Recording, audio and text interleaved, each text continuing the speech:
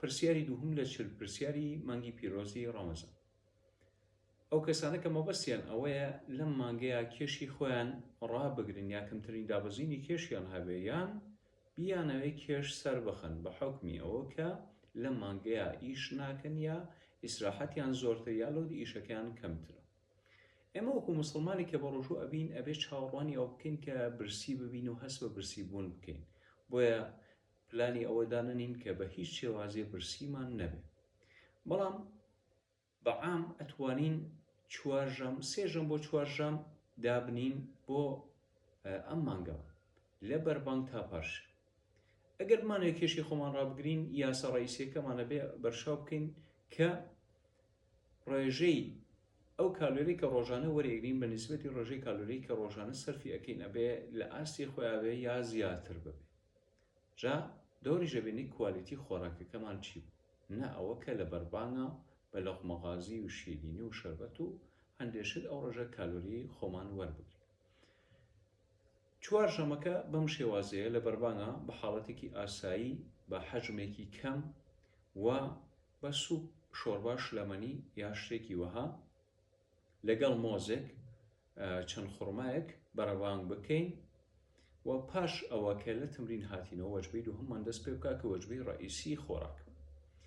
سەرچاوێکی کاربی سادەمان هەبێ وەکو برنج وەکو پەتاتە وەکو ماکارۆنی و سەرچاوێکی پرۆتئینی باشمان هەبێ وەکو ماسی ببێ، گۆشتی سوور ببێ، قیمە ببێ یان مریش ببێ، ڕان بێ یا سنگی مریش بێ ئاساییە و سەوزەمان هەبێ یا زەڵاتەمان هەبێ بەس بەبێ ساس و مایۆنز و کەچەپ و ئەوان.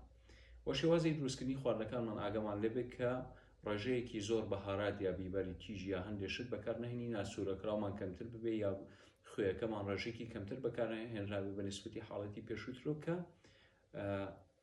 بە درێژای ڕۆژ لەودێکی زۆر نەکەوێتە سەرمان و زۆر توونیمان نەکە. هەروەها سەرچاوەیەکی چۆری ئەتوانین لە ئەڤۆکادۆ دوو کۆچێکی ڕۆبایەکی ئەڤۆکادۆ وەربگرین. و پێش خەوتن ئەتوانین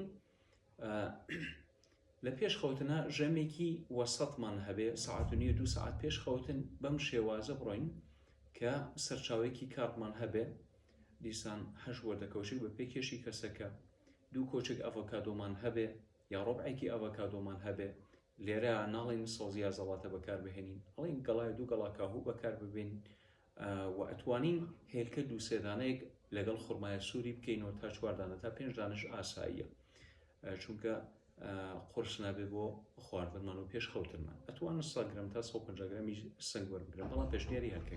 ژەمی پارشێومان کە ژەمێکی ڕئیسیە و خەڵیش بدەن کە پارشێو نەفەوتێنین.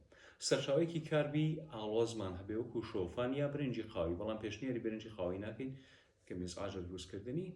شۆفانی هاڕا و پێشنیار ئەەکەم بە پێی کێشی کەسەکە لە 4 کەوچێک 6 کەوچێک واتە 80 گرام بۆ 120 گرام ئاساییە. سەرچاوەیەکی چۆری تەندروستمان هەبێ گوێز ببێ، 1-2 گوێزێکمان هەبێ یان ڕۆبعێکی ئەڤۆکادۆ یا بە نیسبەتی حەجم و کێشی خۆمانەوە ئەتوانن ڕێژەی ئەڤۆکادۆکە زیاد بکەین. لە پارچەوە پێشنیاری بەکارهێنانی سەوزە زەڵاتەیە هەندێشتی کە ناکەین. ئەگەر دەستانکە و قاشێک 2 قاشوتی لەم کاتەیە زۆر باشە، 2 کەوچێک تا 3 کەوچێک ئاساییە تا 5 ئاساییە، ماسی ئایسلەندی یا ماسی پرۆبایۆتیک و سەرچاوێکی پرۆتئینی. سەرچاوی پرۆتئینیەکەمان خۆتان باشە زانن کە سنگ خواردنی پاش ئەوە هەست بە تینوبوونێکی زۆرمان پێدا. بۆیە پێشنیارەکەین شتی چۆر لە پاشێوە نەخورێ وەکو بۆنمونە گۆشتی سوور یا گشتیکە وەتای بە سوورۆکرا و سنگ بێ یا گۆشتی سوور بێ با سوورۆکراو نەبێ. سنگەکەش کە دروستکرا باش لە یا سوپی لەگەڵا ببێ کە ئیزعاج نەبێ بە درێژایی ڕۆژ. نوێژ و ڕۆژوشتان قبوڵ بە ئینشاءالله.